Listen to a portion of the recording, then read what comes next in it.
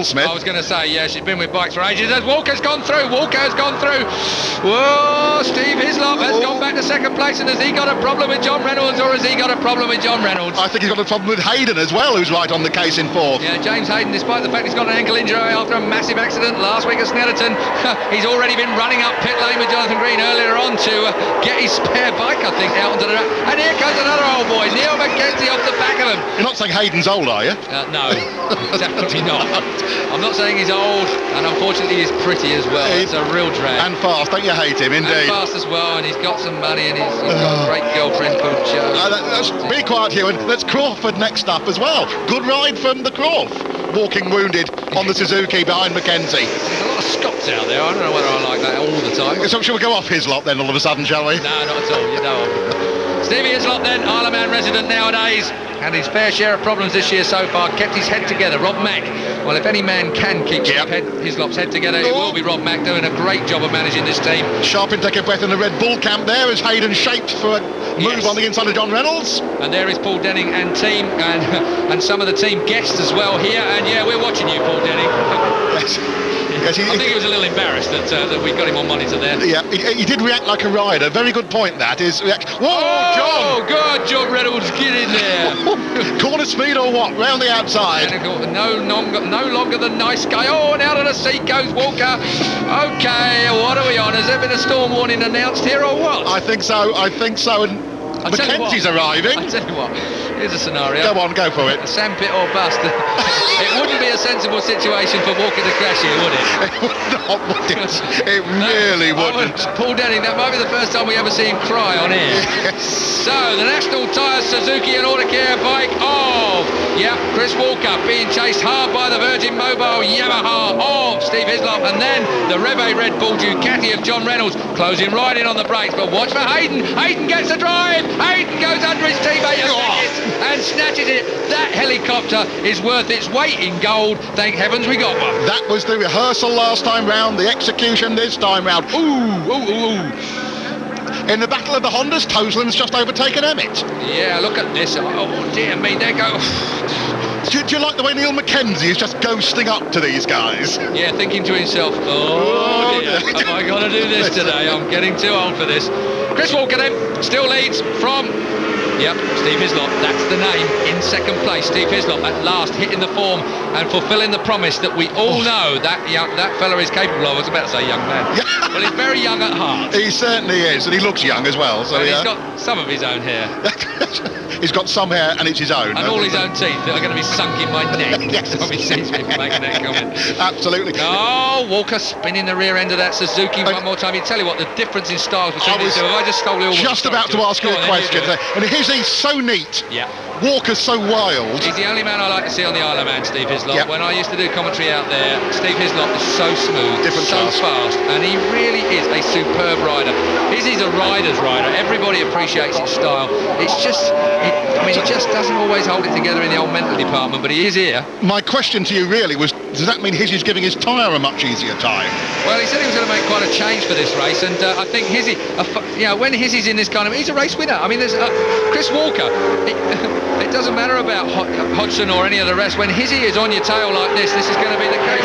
Walker's team to the top then. Steve Hislop, Rob Mack. Yeah, Rob Mack, he's so happy he's climbed the fence. Strong fence. I'll tell you what, it is a strong fence. So Big Rob, Grand Prix rider himself of note. Rostrum man. Indeed. Works rider, 500. Creating the biggest slipstream you could possibly ever get yourself in. That was Mike Baldwin's quote. It was mine long before Mike Baldwin, believe me, because I raced against him in British racing. And when he dropped into a corner, you got a slipstream from 30 yards back. Right, Hizzy, right there in second place, running at Chris Walker. So Hizzy traditionally carries a lot of corner speed, a hell of a lot of mid-corner speed. So it means Chris Walker will be a bit of a problem for him, because Chris Walker scrubs a load of speed off. He's ever so messy going into a corner, he's messy coming out of a corner. So it's a bit of a problem for Hizzy to get past Chris Walker. He's got to get past and then get a few sweeping corners in and hopefully make a bit of a break. Mackenzie in front of Reynolds for fourth place. Well, I was thinking of Hayden in third place there at the moment, but while we look at the top three battling away out here, Jonathan Green, well, it's the big boys on the barrier. Yeah, talk about being on the edge of your seat. Well, we're about as close to the edge of Silverstone as we can get, and one man who's loving every minute of this. 40-odd boys doing well. He's in a chance for a win here, surely, Rob. Absolutely. I think he's been plagued with tyre problems the last few races, and we seem to have a compound now that's working well for him, and he's just showing what he can do and the bike can do. And the guys, once he gets his confidence up, there's no one quicker than him. The bike seems to be almost a second faster than he was in race 1. Did you make any changes? We put him in a dark room and kicked the hell out of him. Not really, no. We got the tyres working well, and he's just fired up. He wants to do well. We've got a lot of Virgin people here. We want to do well for them, and it's a great track.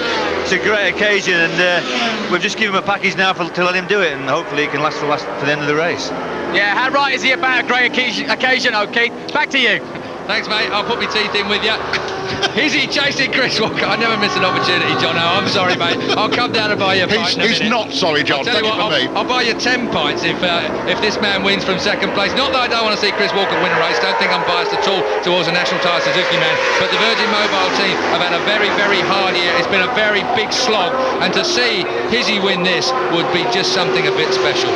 Reynolds must be hurting, Keith, and in championship terms, the fact that Hodgson's on the floor, he's going to extend the lead. Yeah, Reynolds in 5th place, he is hurting. He will be so unhappy when he leaves this place. There's no doubt in my mind. John Reynolds is a great bloke, and he is not going to be happy about where he is, especially coming off of that win at Snetterton.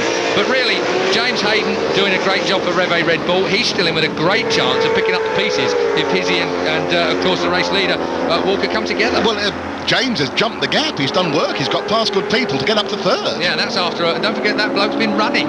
Yes, having off that scare at the start. Couldn't start the bike. The race was delayed, so Hayden could get on a bike. We're all pretty glad that he actually managed to get out there. And Mackenzie is in 4th place. Don't forget, just out the picture, but right there. I tell you, Hizzy's on this, Julian. Yeah. I mean, we both were talking about seeing him do well here today, but like, Hizzy in this kind of mood, he's going to be right with Chris Walker. Walker is not going to have this all his own way. Walker no longer the stalker. That goes down to Hislop. Hislop is right there, and now Hayden is right in the party. These boys are going to be going at it tonight, and the dance music is on. And I love that corner shot just though we saw Walker, you say, scrubbing speed off, getting wriggly, and Hizzy just rushing up to his rear wheel. Look at Hizzy through the fast stuff. Absolutely wherever immaculate. You get to the fast stuff. 33 coming into view. That's Nicole Robb from Staley Bridge, the teammates performance Honda. Cheshire boy. He's about to get stuffed, and we're keeping an eye on Hizzy. Hizzy again. I'll tell you that Suzuki's no slouch though. Rob Mack will be looking at our overhead helicopter camera shots and be thinking to himself, even though I paid 30 grand for these new carb bodies, we need to find more horsepower. Look at Hizzy, all that corner speed, he just floats in there. Yamaha always been good with the front end of the bike. The bike really works for the style of a man like Steve Hislop. Meanwhile, Hayden the hustler hanging on in there in 3rd place. He says his ankle injury is fine, no problem on the bike. He just can't run or do push bike for training. Oh, look at Hizzy over the top of Chris Walker. That is absolutely, take that. Well, intimidation is us, and it is Hizzy that's intimidated the hell out of Chris Walker. You don't hear that often, do you? Oh, Steve Hislop.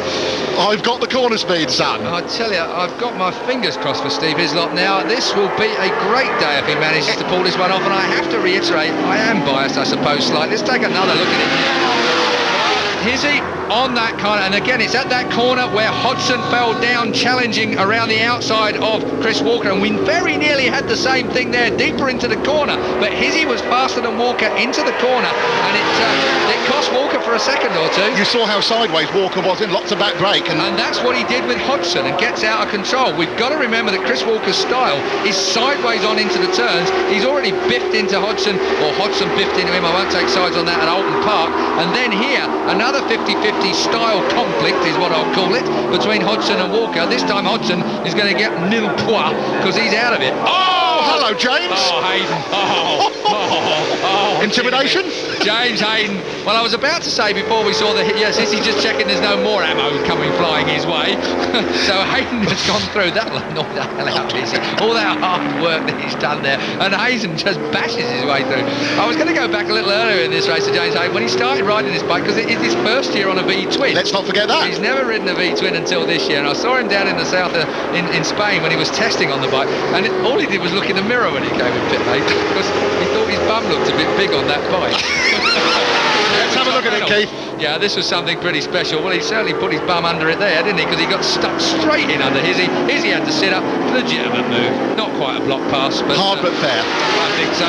It's Superbike racing, what do you expect? Exactly. Reve Red Bull Ducati then in second place. Now then, normal service has been resumed. The young gun